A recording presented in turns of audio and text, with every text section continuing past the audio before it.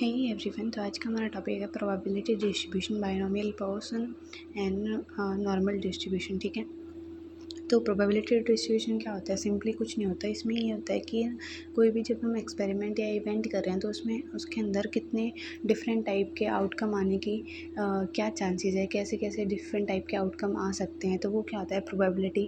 Probability मतलब अंदाज़ा लगाना। ठीक है, तो प्रोबेबिलिटी क्या होती है कि मतलब हाउ लाइकली डिफरेंट आउटकम, कैसे कैसे अलग अलग टाइप के आउटकम आ सकते हैं कोई भी एक्सपेरिमेंट या फिर इवेंट के दौरान। ठीक है, तो फर्स्ट हम देखते हैं बाइनोमियल डिस्ट्रीब्यूशन क्या होता है।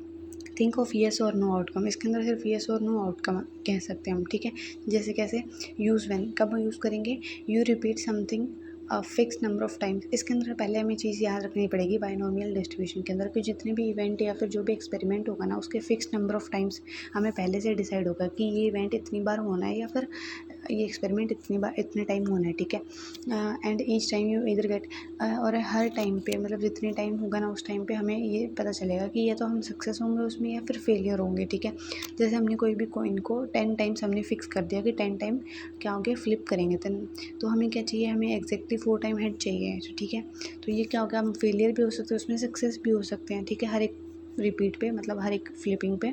तो क्या हो गया, ये इसमें होता है कि येस और नो आ भी सकता है और नहीं भी आ सकता। ठीक है, तो ये क्या होगा, इसमें क्या चीज़ें फिक्स होती है, एक तो फिक्स होते हैं ट्राइस मतलब या फिर ट्रायल्स जो भी हम करेंगे तो वो क्या होंगे, फिक्स होंगे। ओनली 2 आउटकम, और 2 ही आउटकम आ सकते हैं इसमें, येस या नो, हेड और टेल। ठीक है, और हमें पता है कि हर एक का चांसेस कितना होगा, 0.5। ठीक है, तो ये हो गया बाइनोमियल।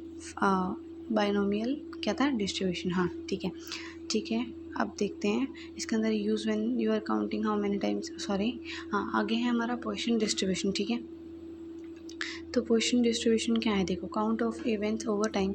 इसके अंदर ना हम count of events over time मतलब टाइम के अलावा मतलब उस पर क्या करेंगे, हम काउंट ऑफ इवेंट्स को काउंट करेंगे। जैसे ठीक है, अब you are counting how many time something happen in a time period. इसके अंदर देखो ओवर टाइम के अंदर इसका मतलब क्या हो गया, देखो सीधी सी बात है, उसमें हम क्या कर रहे हैं कि अंदाज़ा लगा रहे हैं कोई भी चीज़ का इवेंट होने का। उसमें क्या चीज़ें फिक्स, एक तो ट्रायल फिक्स है, पहली चीज़ तो ये। दूसरा हम क्या कर रहे हैं, उसमें सिर्फ 2 अंदाज़ा लगा रहे हैं, उसमें 0.5 प्रोबेबिलिटी है हमारे पास। ठीक है, कोई भी चीज़ आने येस या नो की। ठीक है, तो ये चीज़ समझ में आ गई। अब पोर्शन डिस्ट्रीब्यूशन के अंदर क्या है, इसने बोला है कि अब एक देखो तुक्का लगाना, एक तो होता है कि हमें पता है कि हम कुछ एक्सपेरिमेंट कर रहे हैं कि हाँ इसके अंदर ये लग सकता है, 2 ही प्रोबेबिलिटी हो सकती है। एक होती है कि प्रोबेबिलिटी कितना भी मतलब कोई भी चांसेस कितनी बार भी हो सकता है कोई भी इवेंट के अंदर। अब जैसे अपन सिक्का उछालें तो उसके अंदर 2 ही प्रोबेबिलिटी बनती है कि हेड या फिर टेल आएगा, तो वो तो किस में हो गया हमारे पास, ये हो गया किस में, बाइनोमियल डिस्ट्रीब्यूशन के अंदर। अब एक मैं ये बोल दूँ कि हमारे पास जैसे मैं ये बोल दूँ कि जैसे अब मैं ये बोल दूँ कि हाँ मेरा फ़ोन या फिर कोई भी फ़ोन है तो उसके अंदर मैं बोल दूँ कि 1 घंटे के अंदर कितने कॉल आ सकते हैं इसके अंदर, तो हमें पता है कि कितने भी आ सकते हैं। डिपेंड करता है कि वो मतलब मेरी कॉन्टैक्ट लिस्ट पे डिपेंड करता है कि कैसे लोग हैं, करेंगे या फिर नहीं करेंगे कुछ भी। जैसे इसके अंदर एग्जांपल दे रहे हैं, counting how many peoples walk in store. जैसे उन्होंने बोला कि एक जैसे हम लोग बाहर, ये मतलब ये बोल सकते हो जो लोग फ्री होते हैं ना वही ये सब करते हैं, वही डिस्ट्रीब्यूशन ये लगाते हैं। ठीक है, जैसे जो खाली जिनके पास काम नहीं होता। ठीक है, सीधी सी बात ये है।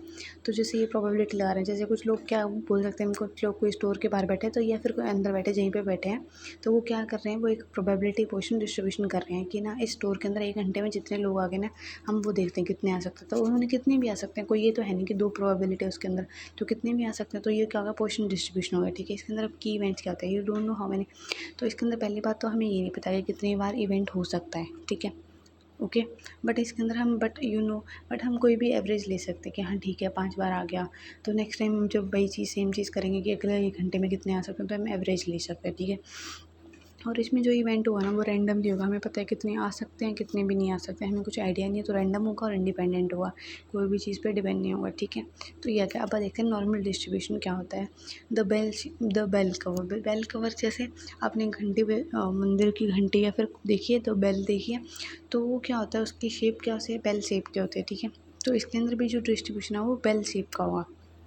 बेल शेप कैसे, जैसे हम एक पहाड़ी को लेते हैं, पहाड़ी की चोटी जिसके अंदर एक पीक होती है और वो क्या होती है उसके आसपास कि उसकी रेंज बनी होती है, ठीक है। तो वैसे इसके अंदर क्या होता है, डेटा जो है ना वो स्प्रेड होता है किसके, सेंट्रल वैल्यू के अराउंड या फिर एवरेज के अराउंड, ठीक है। जैसे हमने कोई भी डेटा लिया, 10 पॉपुलेशन 10 बच्चे लिए, तो उनका कुछ भी हमने डेटा लिया, उसको हमने डिवाइड करके उसका मीन या फिर एवरेज निकाल लिया। तो जो भी बाद में जो उसका डेटा होगा ना वो उस मीन के एवरेज के आसपास क्या होगा कि स्प्रेड होगा ज़्यादा दूर, मतलब उसके आसपास। जैसे हमारे कोई भी डेटा का एवरेज निकला 10, तो बाकी जो भी उस कैटेरियल डेटा का जो भी डेटा होगा ना वो 10 के आसपास होगा। जैसे 11 हो सकता है, 9 हो सकता है, 7 हो सकता है, 12 हो सकता है, तो ये आसपास ही है, ठीक है। बट इसके अंदर इन्होंने बोला कि कुछ एक ना क्या हो सकते हैं कि कुछ एक वैल्यू बहुत मतलब कि फ्यू मतलब हाई भी हो सकती है और लो भी हो सकती है। जैसे एक वैल्यू आ गई किसी के पास, या फिर 0 आ गई, या फिर बहुत ही 100 आ गई, तो वो 10 के आसपास नहीं। तो इसके अंदर कुछ भी क्या हो सकती है, हाई या फिर लो वैल्यू हो सकती है। और ये कैसे होगा, बेल शेप का होगा, ठीक है।